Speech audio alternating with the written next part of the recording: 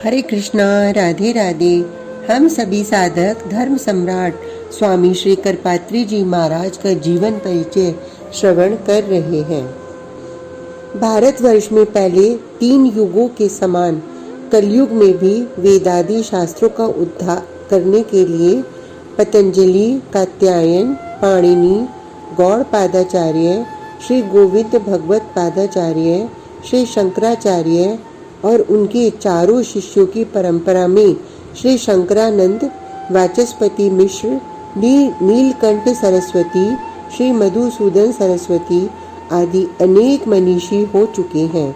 इसी परंपरा में तथा इसी कोटि के देश विदेश में विख्यात अनंत श्री पद वाक्य प्रमाण पारावरीण लेखनी के परम धनी श्री हरिहरानंद सरस्वती जी महाराज, श्री करपात्री जी महाराज साक्षात श्री शंकराचार्य नवावतारम हुए।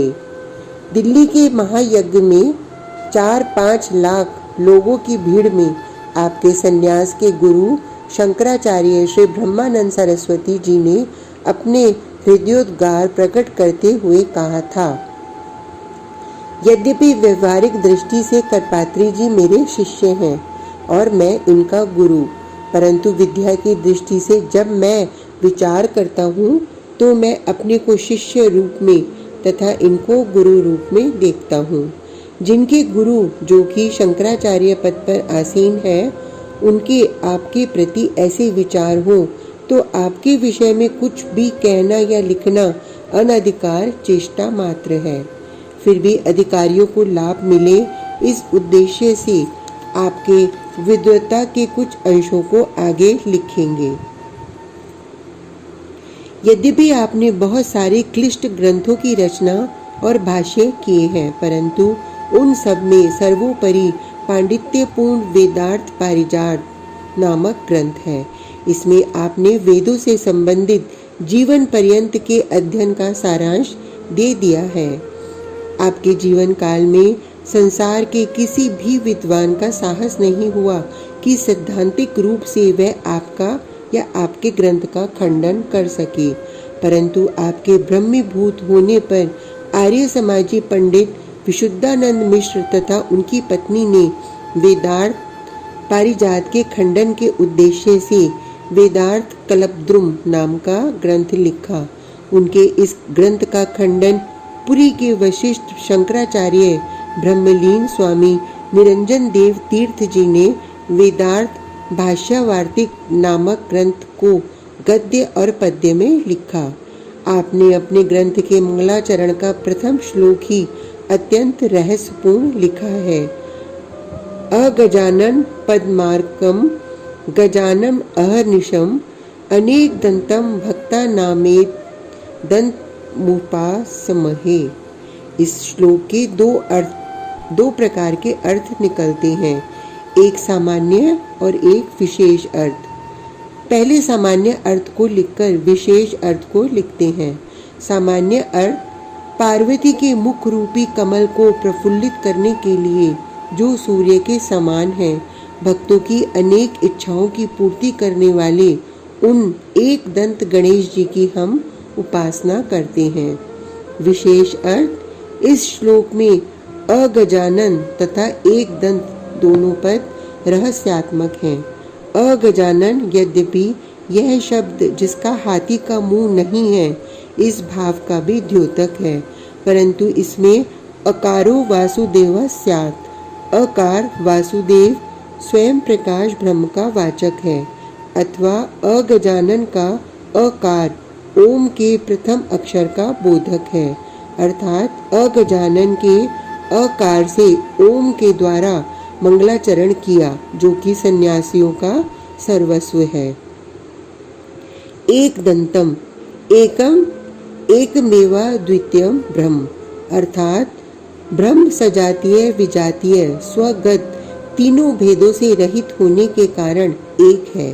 दंतम से अभिप्राय है कि शम दम तितिक्षा आदि 4 साधनों का उपलक्षक दंत पद है।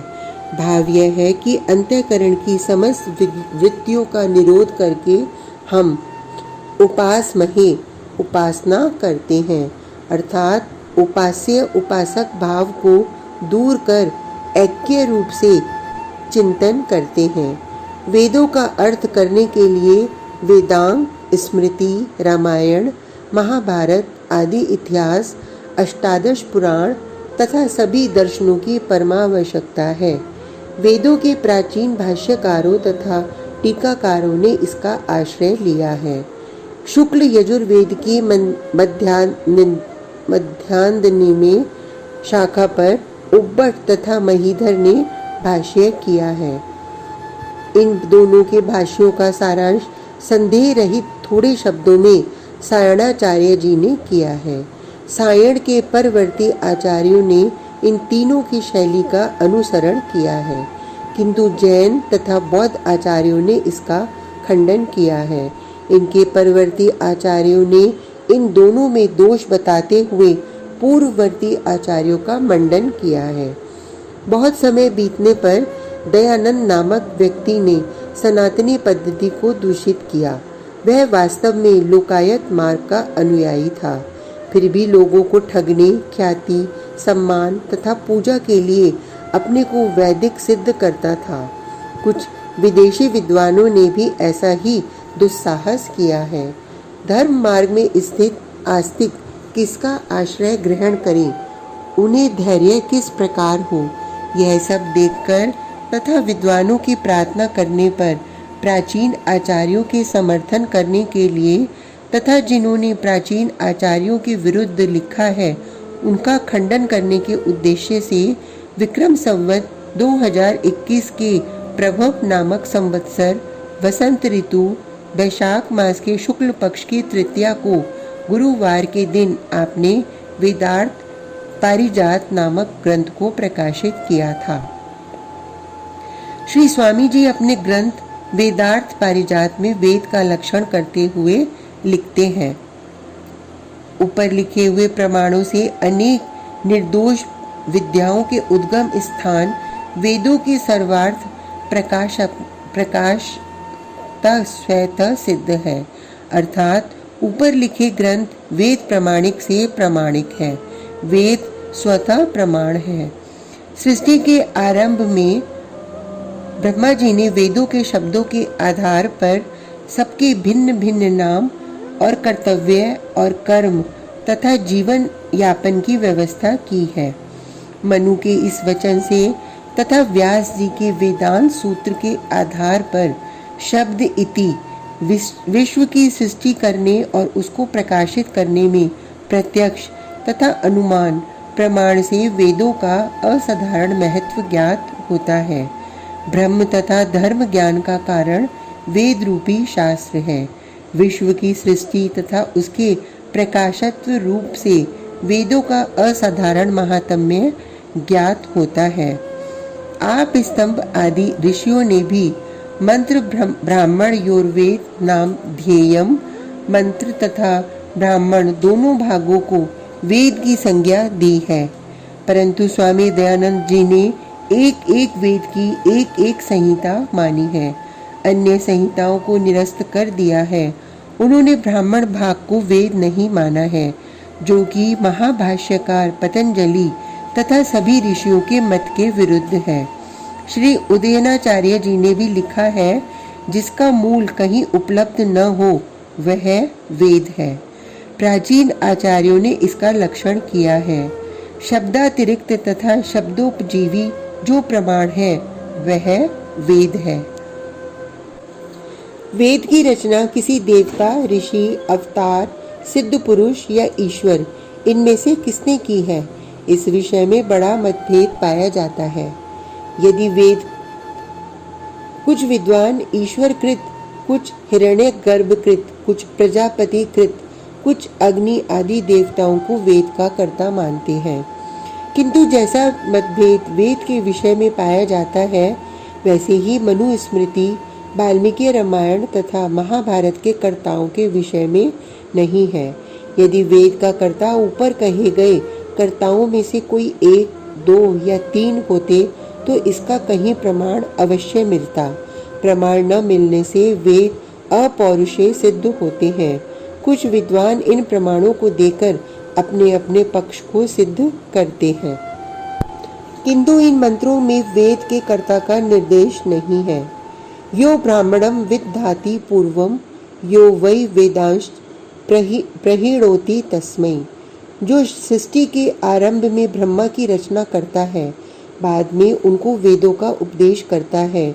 इस श्रुति के अनुसार चतुर्मुख ब्रह्मा के विधाता ईश्वर वेदों की रचना नहीं करते, किंतु अनादि सिद्ध वेदों का ब्रह्मा के हृदय में प्रवेश कराते हैं। यदि आप किसी मनुष्य को वेदों का कर्ता मानते हो तो ठीक नहीं, क्योंकि मनुष्यों को ब्रह्म धर्म आदि का ज्ञान वेद से ही होता है। अतः मनुष्य वेद का कर्ता नहीं हो सकता। किसी योगी को वेदों का कर्ता मानते हो तो वह भी नहीं हो सकता, क्योंकि योगी को धर्माधर्म आदि का ज्ञान बाह्य इंद्रियों से होता है या मन से। बाह्य इंद्रियों से ज्ञान हो नहीं सकता, क्योंकि धर्माधर्म आदि का ज्ञान बाह्य इंद्रियों की शक्ति से परे है। मन से भी इनका ज्ञान नहीं हो सकता, क्योंकि आत्मा के योग्य गुणों के अतिरिक्त अन्य विषयों में ज्ञान उत्पन्न करने की शक्ति मन में नहीं है।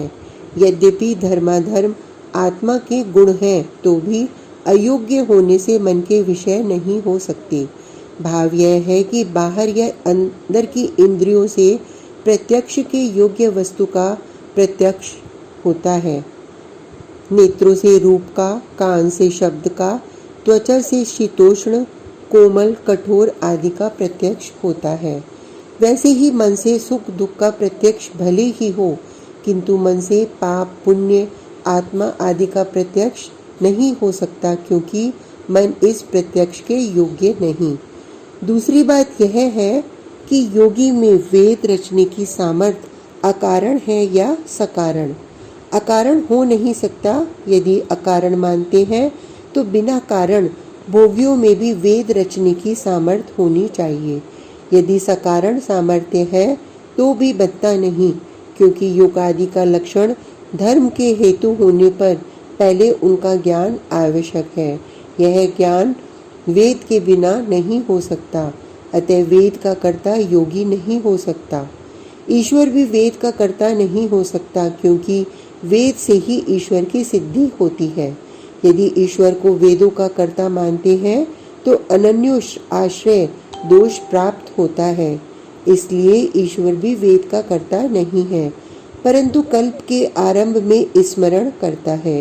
वेद भी ईश्वर के समान अनादि अपौरुषेय सिद्ध हुए। आज का प्रसंग इतना ही। कल तक के लिए हरे कृष्णा, राधे राधे।